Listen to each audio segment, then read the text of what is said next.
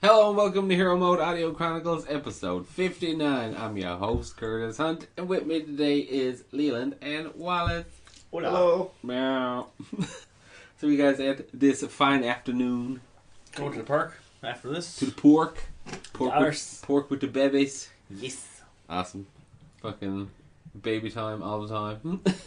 As you know. That's the only time. But yeah, so this is fresh, well not really fresh out, but we're post Avalon Expo. We lost last episode, technical difficulties, so this one's a little bit later. But yeah, I don't think we had anything talking about Avalon Expo since the last show, did we? No. So yeah, that went down. It was pretty cool. I thought it was kind of fun. As you said, we rolled in like a storm. Yeah, hit the place like a storm, roll in, place got dark, got loud. Some people got uncomfortable, and then we rolled out, and everything went back to normal. Yeah. But it was fun, because yeah, like I was saying, I asked the guy up front about, like, do we need to try and put up, like, some kind of warning, some kind of, like, barrier or something for, like, age gate, like, where we're showing it. And he's like, no, just tell him, like, it's like a 14 plus show, or just tell him, give him a warning, whatever. Like, okay, and I thought that the auditorium was closed. Yeah. And I thought it was supposed to be, but I think so many more groups got involved that they ended up making that space more of like a almost vendor style area, but it was still a stage that they were showing stuff on, like, because that opened up for the...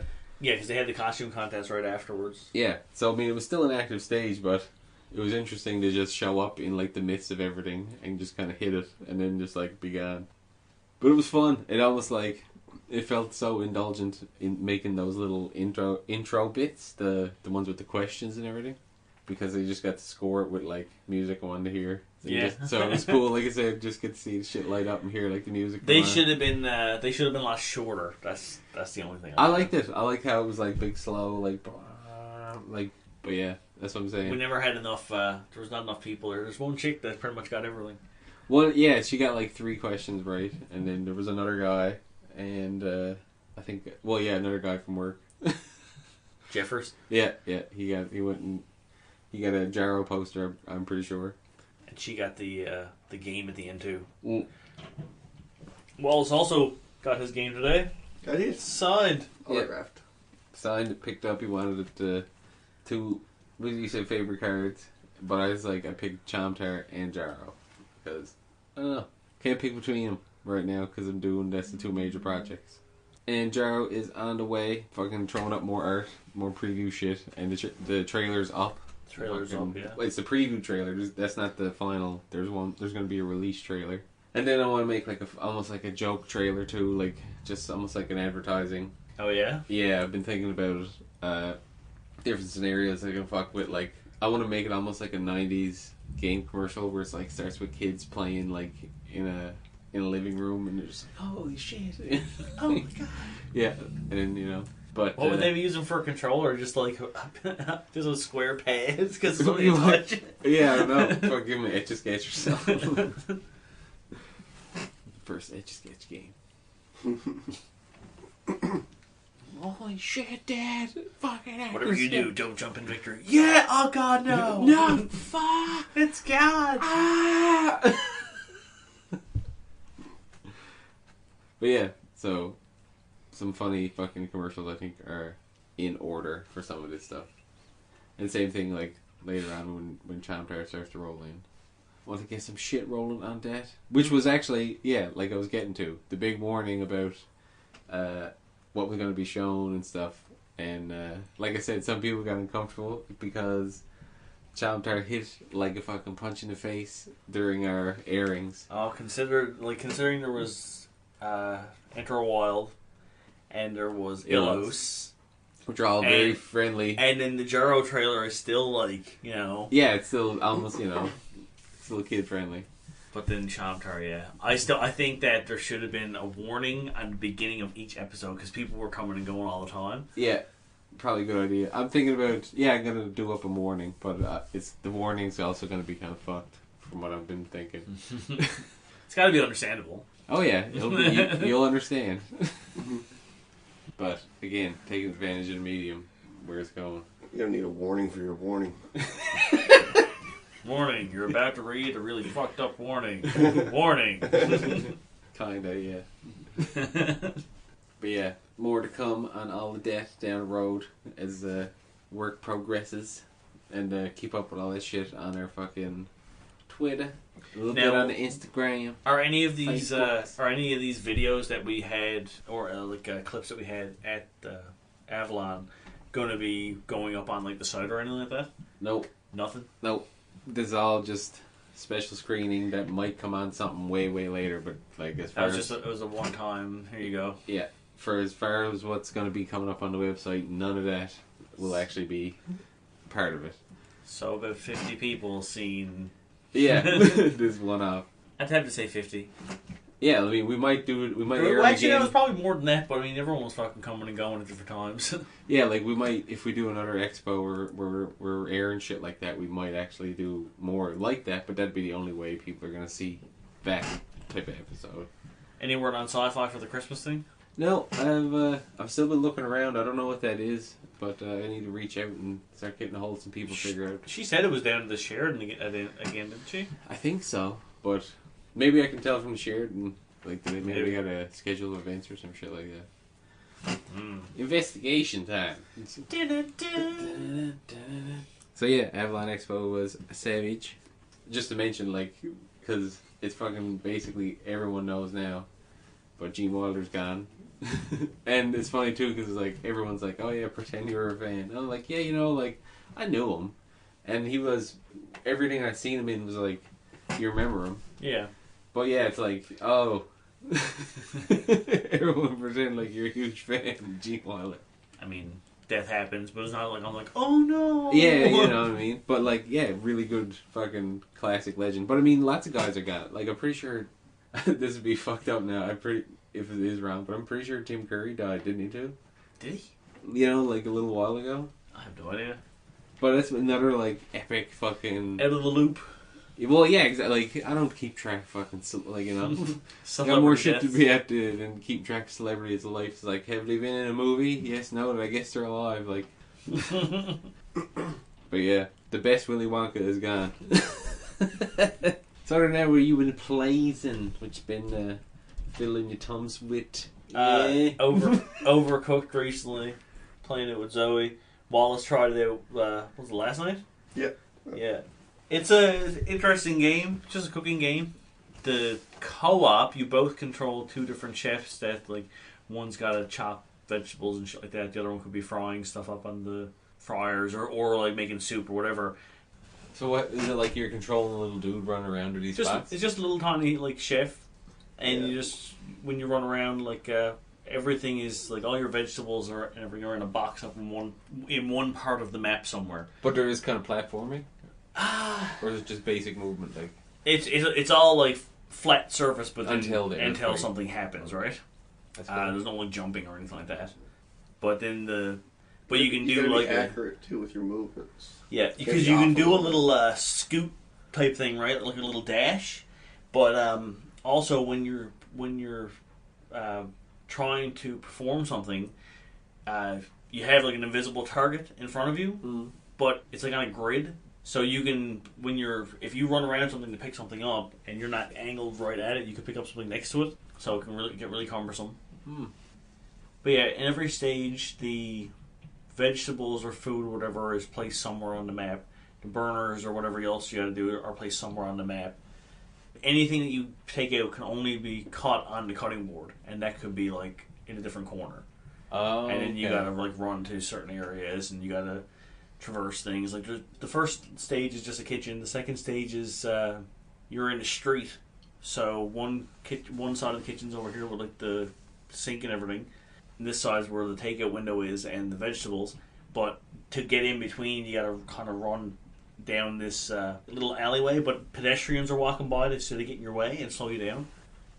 Every so often in the stages, like there's one where an earthquake will happen, so the stage will split. So then you can't get to the frying pans, but then you also can't get down to the vegetables. And if you leave the platform, you can't get back on. And if there's anything cooking, it'll burn the kitchen down. Sounds interesting. It's pretty fun. Yeah, it's pretty straightforward. You catch on pretty quick, but just gotta be accurate with it. Yeah. It gets fast. So yeah, what is it that like? What's the fail? Like you can't keep up with an order, or is it like? Yeah, like when an order comes in, you have to do it, and you have to answer the order essentially in so long. So as soon as it comes in, like you'll know what you got to use. So like, you start off with soups. So you start off with like onion soup, and then it goes like onion and tomato soup, and then onion, tomato, mushroom, and stuff like that. And it's just a timer. Like you cash it out. Well, you got 3 minutes or something for like the whole round, and you got to get so much gold or like money by the end of it to get like so many stars. So the way me and Zoe have been playing it, like we won't go to the next stage until we 3-star one spot. That's cool. So it's been frustrating sometimes because some of the stages. Some recipes are Well, really- one is just like a conveyor belt going around the side. So I'm on one side with the cutting boards, and she's got to feed me everything to cut, and I got to feed it back to her to cook. And then she's got to feed it back to me to put it out the window. But then your dishes, I got to feed to her so she can wash them on this side. So like you're blocked. So if she's doing cooking and washing dishes and all at the same time, I might not be getting any food. So I'm not cutting anything. So it slows everything down. No, that's really it's really interesting to see the gameplay mechanics and that kind of like co-op dynamic. That's like seems almost like a basic, like straightforward idea of cooking. You know what I mean? Like this is how you would run a kitchen, almost like bare bones. And then I tried the single player actually just today, and it's kind of the same thing, but it's just like you more so just leave someone somewhere when the Well, like take a station.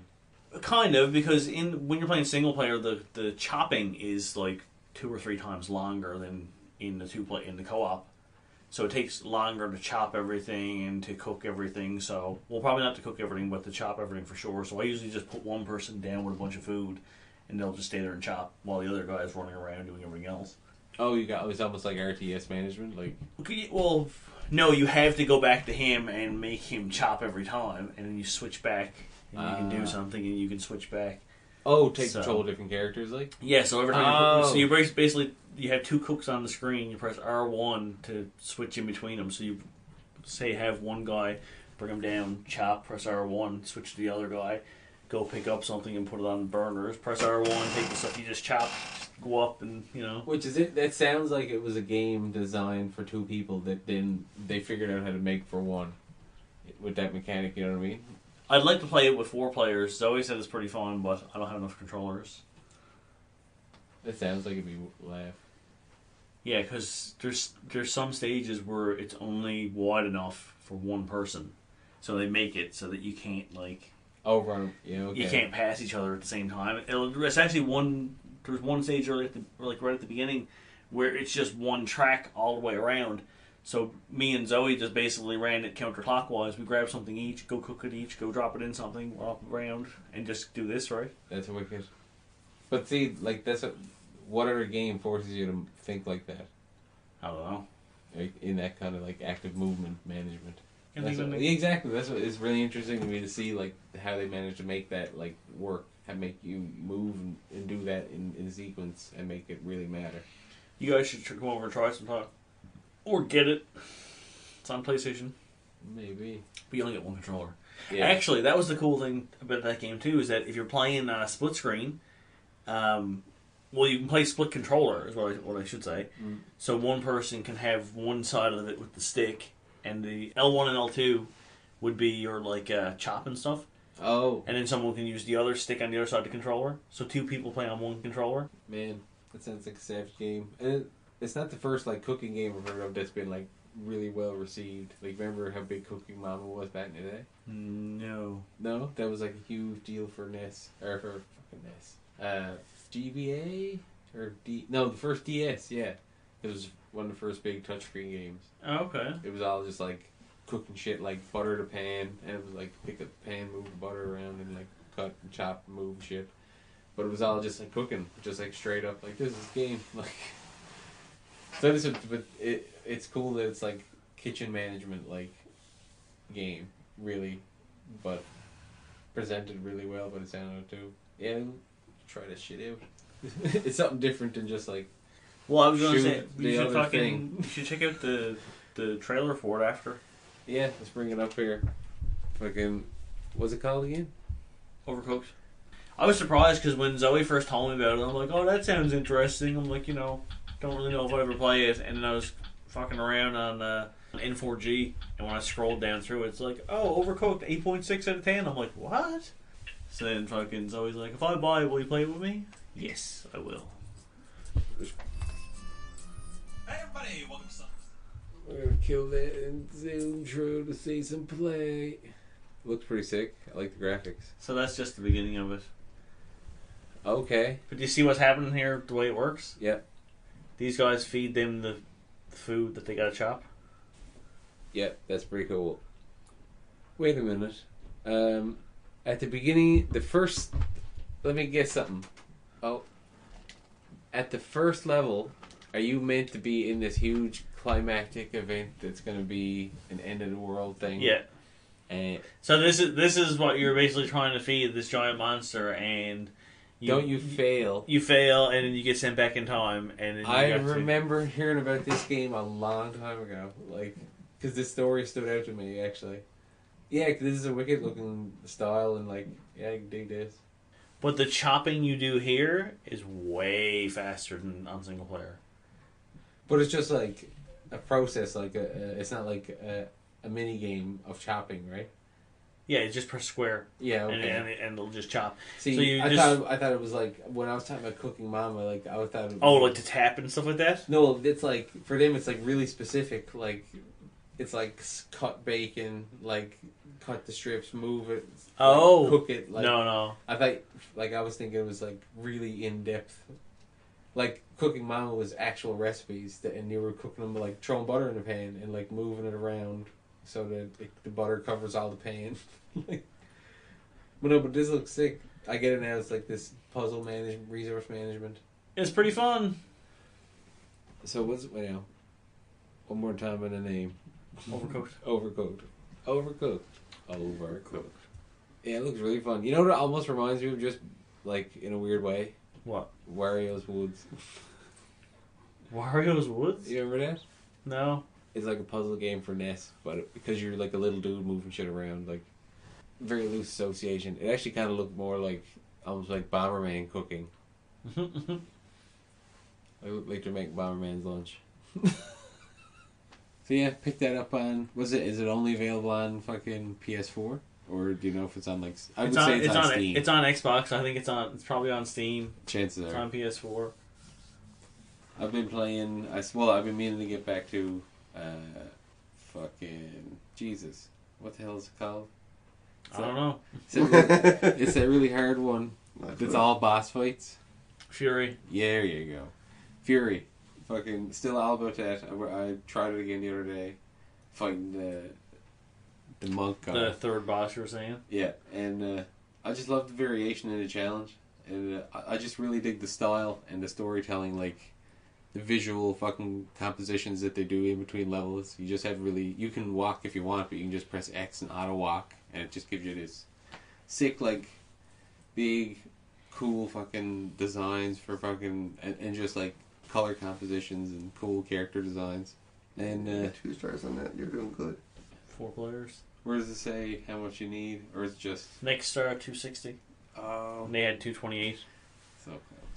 So then you get these competitive stages that you unlock for each other as well. So when you're playing versus Chef. New Good try. chief. Oh, that's cool. That's just They got a world map. Yeah. That's sick. Fuck around. I hope there's secret levels. Yeah, there must be secret levels because this so far we've played this. It branched out 5 times. Like we're on the 5th stage now. Yeah. But there's like these nodes are all these stages. There's spots on the map where there's nodes like in the corners and stuff not touched. Yeah, like After you complete, like we've got 3 stars on everything, and it hasn't unlocked that node. So I think it's just like if you get all the stars, then you get these stages, or something like that. so. Yeah, fucking sick old game. I love the style. It's got like it's like that creamy fucking physically based rendering. And so yeah, Fury and fucking. I just downloaded and started a character in Neverwinter. Yes. I dabble in Neverwinter from time to time. Haven't really. What's Neverwinter? It's an MMO, but it was put out for PS4. Given it actually, PS Plus members were given free, wasn't it? Yeah. Or is it free anyway? I don't know. Well, it was free Because I know for it PS has Plus, like definitely. the in-game currency thing, But or like the real life currency. no, I think it's just free. Like I think it's just free game now. Like, Okay. I don't know what the other than the in-game like premium items and currency, like you said. I don't know what the monetization is. If it's like a level cap or anything. This WoW still is, right? Like it's free till level like something, isn't Like it? 20 or something like Yeah. that. Well, I'm nowhere near playing any kind of cap yet. Like I think it goes got one on. level up. I think it goes to like fucking 70 or something like that. But it was okay. You know, I jumped in. I was like, yes, this is an MMO. I remember this. Like, I know the very first time I turned it on, and it's like, oh, go do this, and I'm like, no. I turned it off. I literally just turned the fucking game off. I'm like, Yeah. no, I'm not doing it. This is an MMO. yeah. And then after that, I turned it back on a couple days later. And I'm like, I'll try the first quest, and then just Yeah. do everything here and play it here and I there. know how you feel. Just like, It's like no. done that. Yeah. So, but I mean, sometimes it's you just feel like going into like an easy like float game. You know what I mean? Like you can just jump in and fuck around, do a quick quest, and turn it out. Like you know. I'm trying to find something to dabble in now, just to kind of pick away at. I started to play Earthbound, but that was kind of the same thing. I played it for fucking 20 minutes, and I'm like, I don't want to. Yeah. I don't want to grind right now for anything. Yeah. Yeah. So, next game might be Super Metroid. Maybe. That's a good game. That's a really good game. This one, Finish Breath of Fire first. Well, Breath of Fire is the For one me- that me and you were playing. Actually, and that's the only reason I didn't play Super Metroid the other night, because I'm like, this is probably going to be one of those fucking games from the Nintendo Power Books. Because I mentioned that in the last podcast, didn't I? Yeah, you were playing.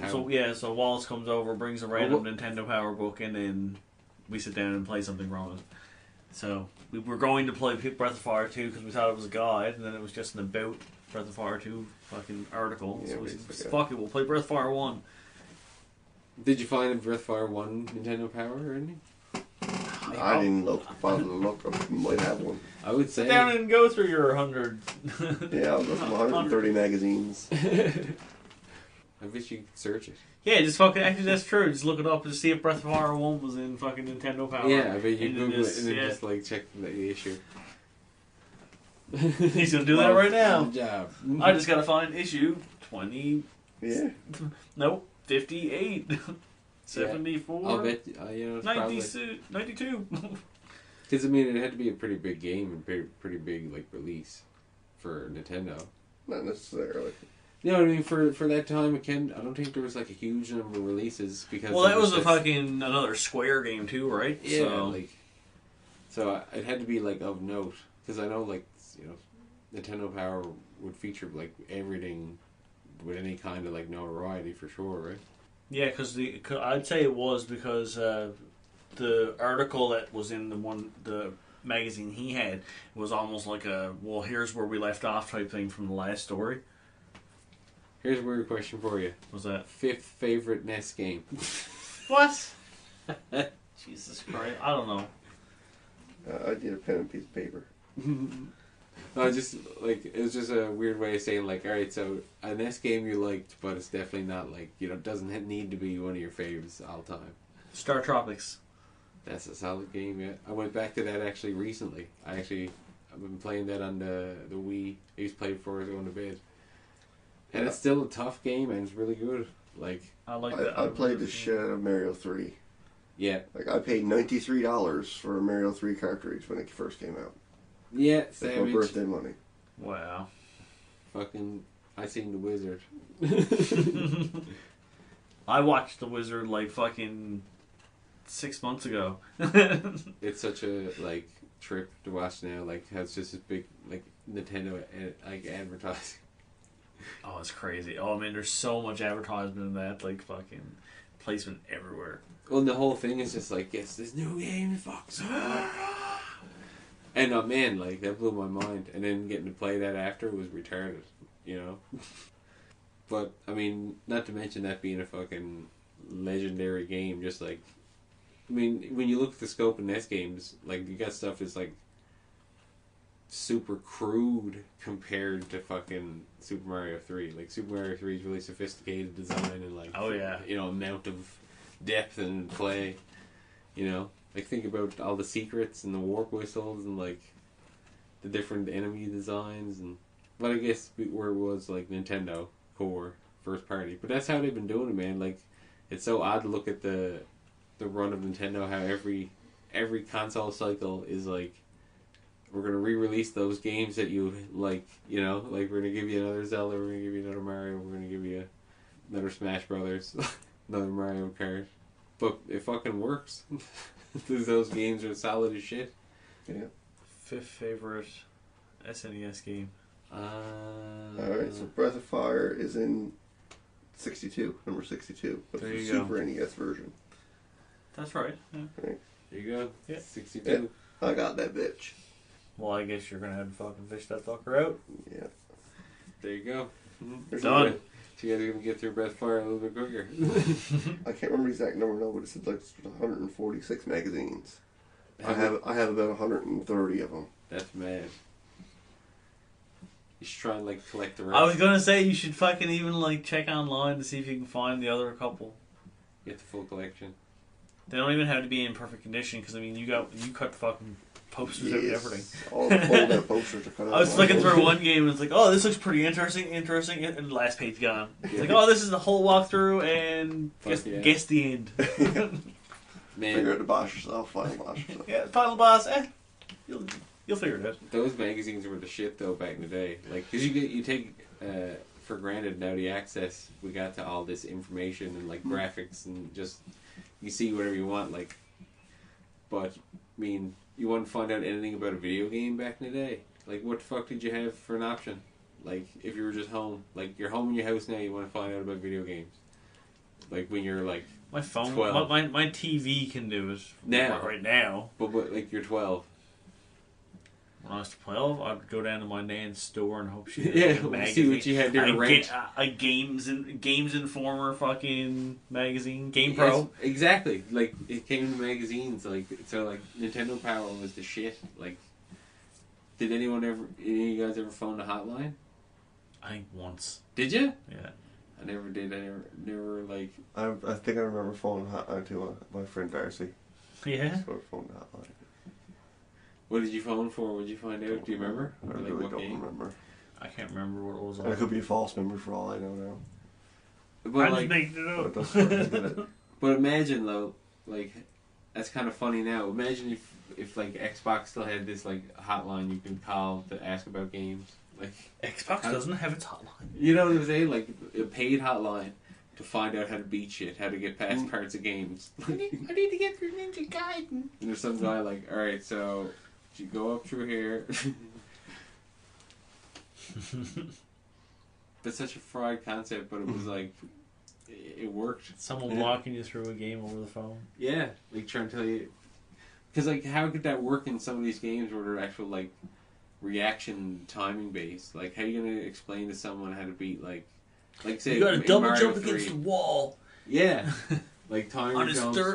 third fire blast. Yeah, like just like because you imagine like even like said Super Mario 3, some of the later levels like there's some fast like platforming and like you know, just tricky platforming. Well, you just got to tell them like that's what you tell Yeah, them it what is. they have to do, and if they can't do it, I mean that's not they're on their own then, right? Yeah, You told them how. yeah, it's true. It's like beat this. It's like I don't know how to do this. Well, this is how you do it. But I can't do that. Well, then I can't help you. Well, you just want to talk.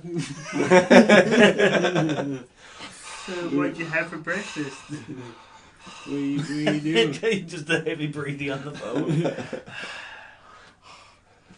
you like cheese sandwiches? What do you smell like? What'd you have for breakfast? Yeah, so creepy Nintendo phone line.